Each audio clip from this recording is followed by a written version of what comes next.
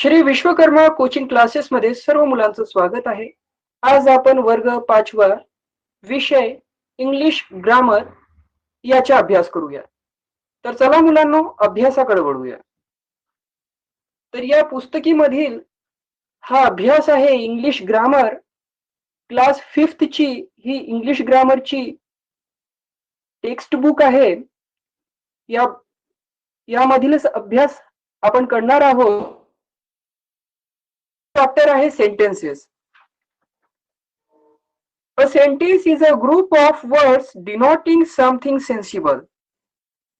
वाक्य म्हणजे शब्दांचा असा समूह ज्यापासून काही दर्शविले जाते. काही शब्द मिळून एक वाक्य तयार होतो आणि हा वाक्य जो असतो या वाक्याद्वारे काहीतरी दर्शविले जाते. Thus, it is a group of words which has some meaning. अशा प्रकारे हा शब्दांचा एक समूह आहे जो अर्थपूर्ण आहे. वाक्य म्हणजे काय तर शब्दांचा एक समूह जो अर्थपूर्ण आहे. अनेक शब्द एकत्रित येऊन एक वाक्य तयार होतो. हा जो वाक्य असतो हा अर्थपूर्ण असतो. त्याला काहीतरी अर्थ असते. Or we can say that a group of words which conveys a proper meaning is called a sentence. किंवा आपण असे म्हणू शकतो की योग्य अर्थ व्यक्त करणाऱ्या शब्दांच्या समूहाला वाक्य म्हणतात.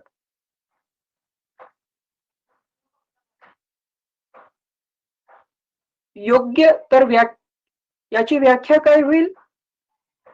सेंटेन्स म्हणजेच वाक्य. त्याची व्याख्या जर करायची झाली तर आपण काय म्हणू शकतो की योग्य अर्थ व्यक्त करणाऱ्या शब्दांच्या समूहाला वाक्य म्हणतात.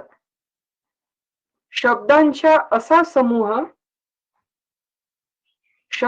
एक असा समूह की त्या समूहापासून एक विशिष्ट प्रकारचा अर्थ लागतो. अनेक शब्द एकत्र येऊन वाक्य तयार होते आणि या वाक्याचा काहीतरी अर्थ निघतो. तर व्याख्या करायची झाली तर आपण काय म्हणू शकतो? योग्य अर्थ व्यक्त करणाऱ्या शब्दांच्या गटाला किंवा समूहाला वाक्य म्हणतात. अशा प्रकारे याची व्याख्या होईल. याची डेफिनेशन म्हणजेच व्याख्या आपल्याला दिसतच आहे समोरच्या पानावर. तर समोरच्या पानावर दुसऱ्या लाईन मध्ये याची व्याख्या आहे अ ग्रुप ऑफ वर्ड्स. दुसऱ्या आणि तिसऱ्या लाईन मध्ये याची व्याख्या आहे a group of words which conveys a proper meaning is called a sentence. सेंटेन्सची डेफिनेशन काय आहे तर a group of words which conveys a proper meaning is called a sentence. ही सेंटेन्स म्हणजे वाक्य. याची डेफिनेशन आहे, याची व्याख्या आहे. It may make a statement, ask a question, give a command or express an exclamation. वाक्याद्वारे विधान तयार केले जाऊ शकते, प्रश्न विचारला जाऊ शकतो, आज्ञा दिली जाऊ शकते, उद्गार व्यक्त केले जाऊ शकते. तर वाक्य हे अर्थपूर्ण असते. वाक्याद्वारे विधान तयार केले जाऊ शकते म्हणजे स्टेटमेंट तयार केले जाऊ शकते, प्रश्न विचारला जाऊ शकतो, आज्ञा दिली जाऊ शकते किंवा एखादे उद्गार सुद्धा व्यक्त केले जाऊ शकते.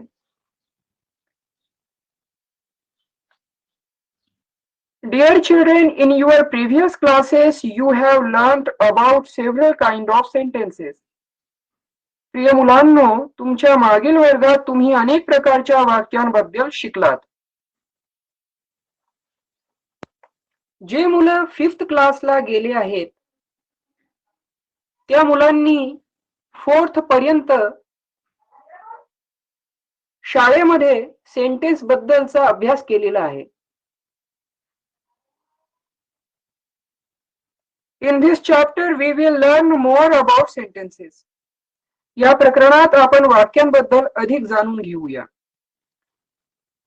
तर 4th क्लास पर्यंत प्रत्येक मुलाने शाळेमध्ये सेंटेन्स बद्दल अभ्यास केलेला आहे.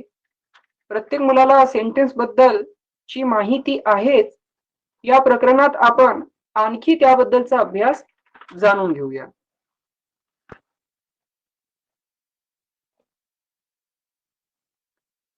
इथे 2 सेंटेन्स दिलेले आहेत.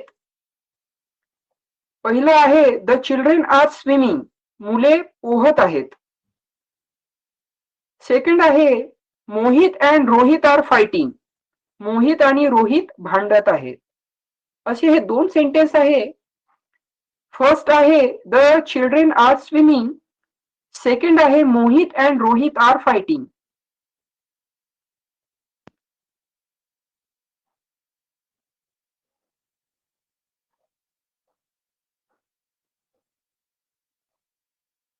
Some sentences consist of only one clause having a subject and a verb. काही वाक्यांमध्ये फक्त एकच क्लॉज म्हणजे खंड असतो ज्यामध्ये एक विषय आणि क्रियापद असते. तर आपण सिंपल सेंटेन्स बद्दल बघून राहिलेलो आहोत, अभ्यास करून राहिलेलो आहोत. तर the children are swimming, Mohit and Rohit are fighting हे दोन्ही सेंटेन्स सिंपल सेंटेन्स आहे.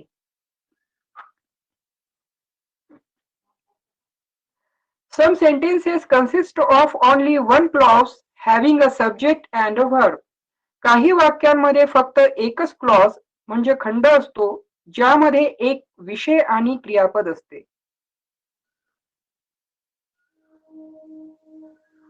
तर सिंपल सेंटेन्स कशाला म्हणतात?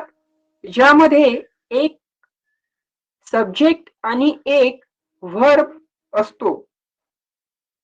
म्हणजे ज्या सेंटेन्समध्ये, ज्या वाक्यामध्ये एक सब्जेक्ट म्हणजे एक विषय आणि एक वर्ब म्हणजे एक क्रियापद असते त्याला सिंपल सेंटेन्स म्हटले जाते. द चिल्ड्रेन आर स्विमिंग, यामध्ये द चिल्ड्रेन हा सब्जेक्ट आहे म्हणजे विषय आहे. आर स्विमिंग हे वर्ब आहे म्हणजे क्रियापद आहे. म्हणून द चिल्ड्रेन आर स्विमिंग हे सेंटेन्स सिंपल सेंटेन्स आहे. Second sentence Mohit and Rohit are fighting, यामध्ये मोहित अँड रोहित हा सब्जेक्ट आहे म्हणजे विषय आहे. आर फायटिंग हा वर्ब आहे म्हणजे क्रियापद आहे. म्हणून हे सेंटेन्स सुद्धा सिंपल सेंटेन्स आहे. A sentence which contains only one clause is called a simple sentence. ज्या वाक्यात फक्त एकच क्लॉज म्हणजे खंड असतो त्याला साधे वाक्य म्हणतात. तर मी अगोदर सांगितलं आहे की सिंपल सेंटेन्स मध्ये एक सब्जेक्ट आणि एक वर्ब असतो. द चिल्ड्रेन आर स्विमिंग यामध्ये द चिल्ड्रेन हा एक सब्जेक्ट आहे म्हणजे विषय आहे. आर स्विमिंग हा वर्ब आहे. Mohit and Rohit are fighting यामध्ये सुद्धा मोहित अँड रोहित हा सब्जेक्ट आहे आणि आर फायटिंग हा वर्ब आहे.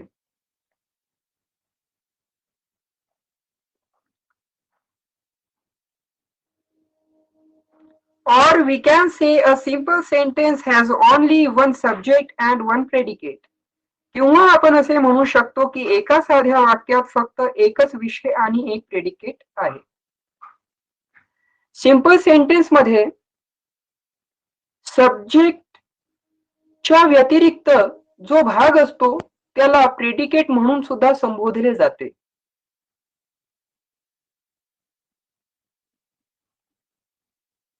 जसे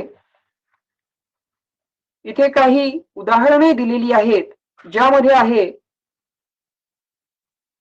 I am flying a kite, मी पतंग उडवत आहे. We are eating our lunch, आम्ही आमचे दुपारचे जेवण खात आहोत. तर हे दोन्ही सेंटेन्स मध्ये सब्जेक्ट पण आहे, व्हर्ब पण आहे,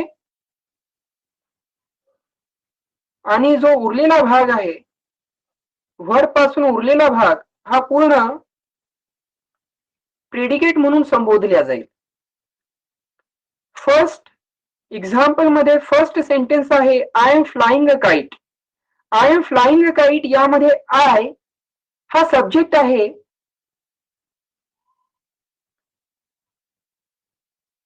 एम फ्लाइंग हा व्हर्ब आहे.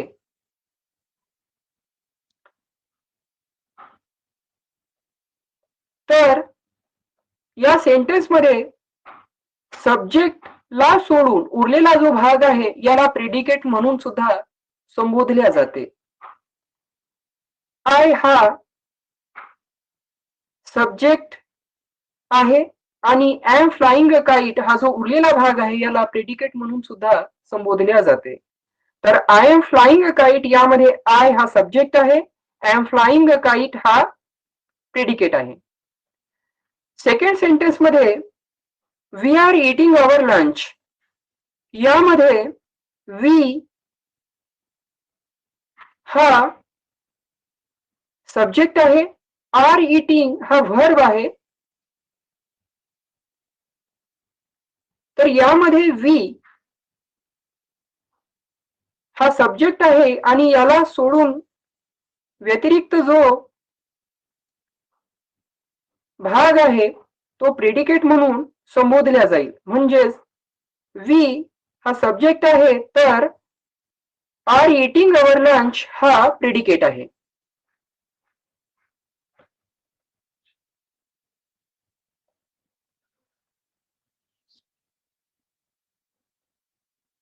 A simple sentence is also a main clause.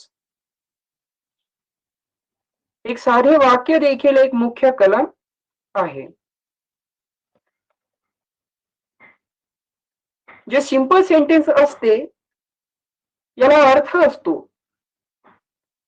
एक सिंपल सेंटेन्स जरीही सिंपल असला तरीही हे सेंटेन्स महत्वपूर्ण असते. A group of words which forms a part of a sentence and contains a subject and a predicate is called a clause. शब्दांचा समूह जो वाक्याचा एक भाग बनतो आणि त्यात एक विषय आणि प्रेडिकेट असतो त्याला खंड म्हणजेच क्लॉज म्हणतात.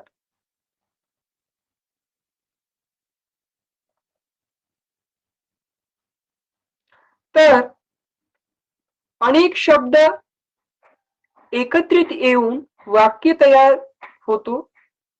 या वाक्यामध्ये सब्जेक्ट, व्हर्ब,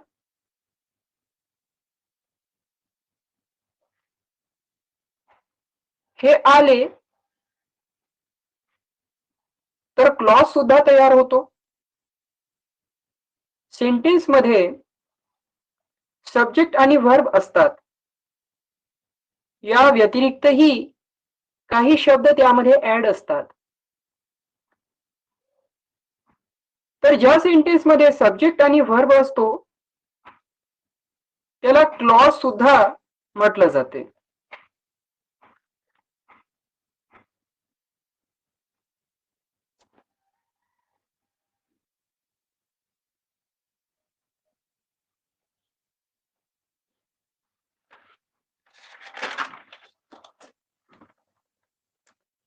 सिंपल सेंटेन्स, साधे वाक्य याबद्दलचा अभ्यास आपण करून राहिलेलो आहोत.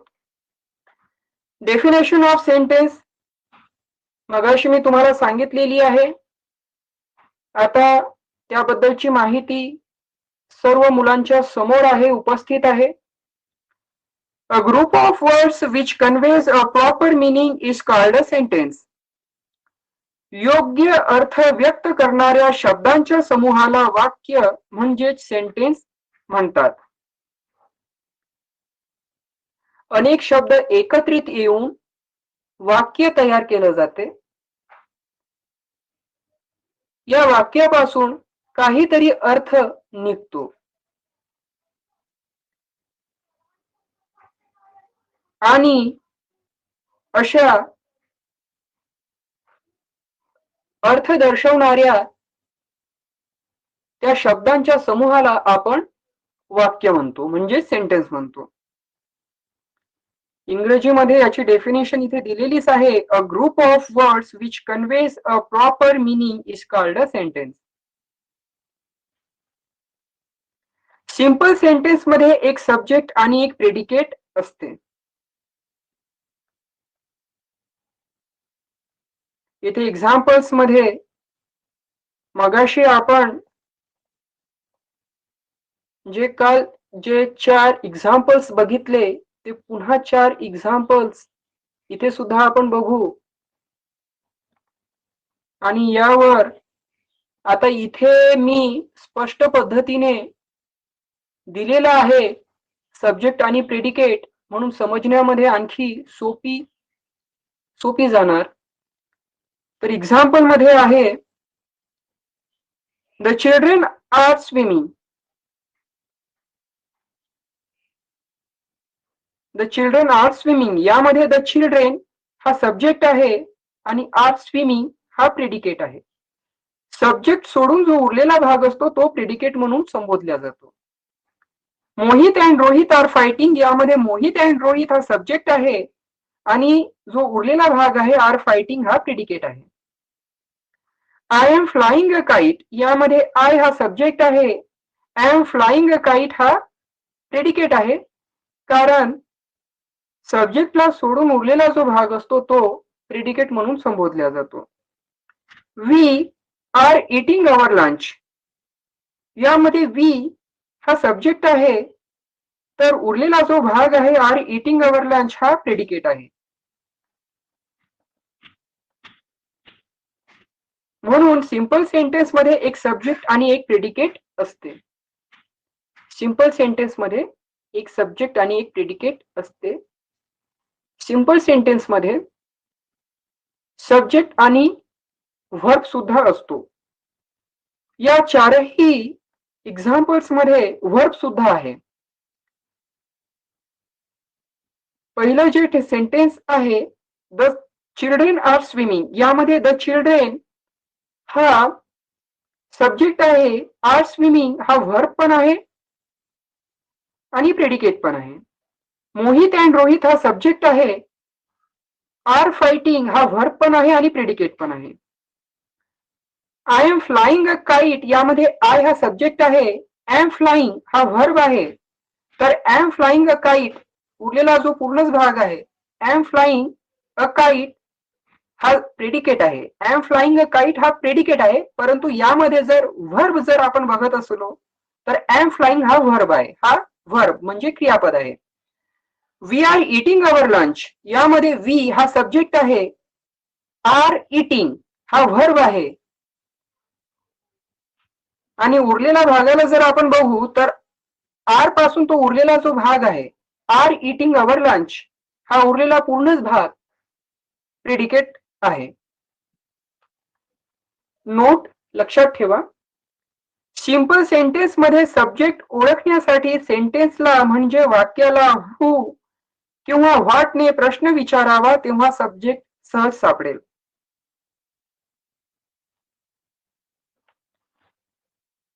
एखाद्या सेंटेन्स मध्ये जर आपल्याला सब्जेक्ट ओळखायचा असेल, एखाद्या सेंटेन्स मध्ये जर आपल्याला सब्जेक्ट ओळखायचा असेल, जर आपल्याला सब्जेक्ट समजून नाही राहिलेला आहे की या सेंटेन्स मध्ये सब्जेक्ट कोणता आहे, असा प्रश्न जर आपल्या समोर निर्माण झालेला आहे, तर सब्जेक्ट कसं ओळखायचं? तर सब्जेक्टला ओळखण्यासाठी त्या सेंटेन्सला हू किंवा व्हॉटने प्रश्न विचारावा, तर उत्तर म्हणजे सब्जेक्ट सहज पद्धतीने सापडेल. जसं example the children are swimming मुले पोहत आहेत.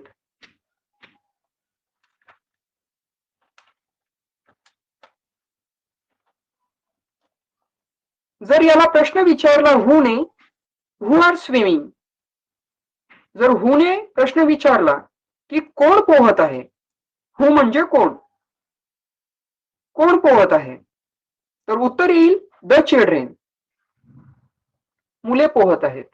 तर द चिल्ड्रेन हा सब्जेक्ट राहील. Mohit and Rohit are fighting,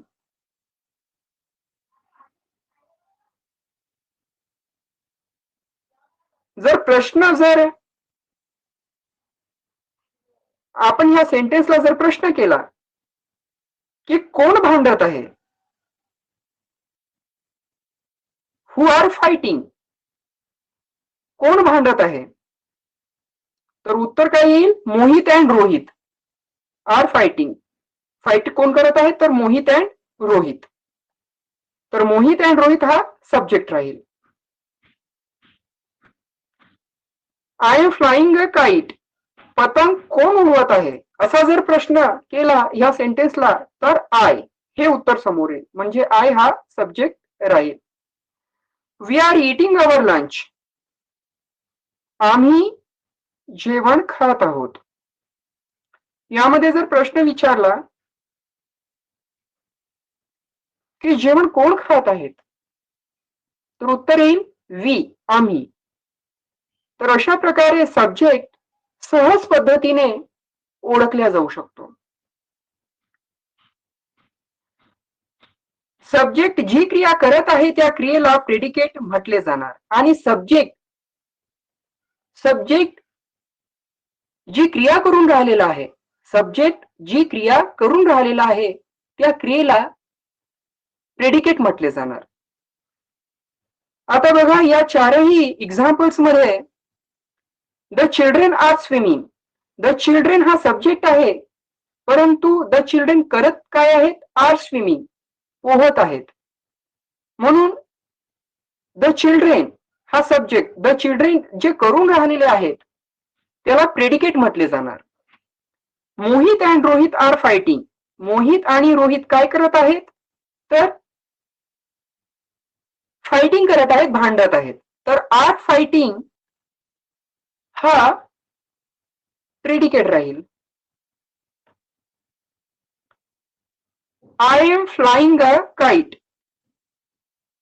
तर यामध्ये आय हा सब्जेक्ट आहे, तर I am flying a kite, मी काय करून राहिलेलो आहो, तर मी पतंग उडून राहिलेलो आहो. तर यामध्ये आय म्हणजे मी जी क्रिया करून राहिलेलो आहो तर ती क्रिया प्रेडिकेट राहील. म्हणून यामध्ये एम फ्लाइंग अ काइट हा प्रेडिकेट म्हणून संबोधला जाईल.